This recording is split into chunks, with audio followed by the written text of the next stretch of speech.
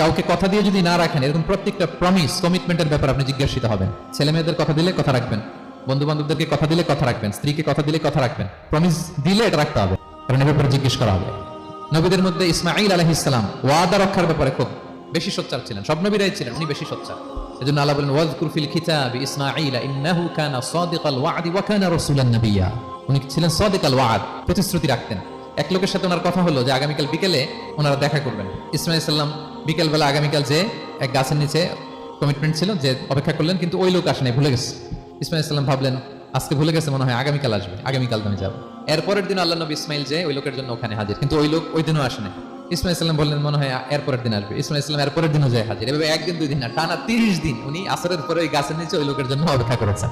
কারণ ইন্নাল আহদা কানা মাসউলা, কথা দিলে কথা রাখতে হবে। দেখেন আমরা কথা দিয়ে কথা রাখি তো নাকি?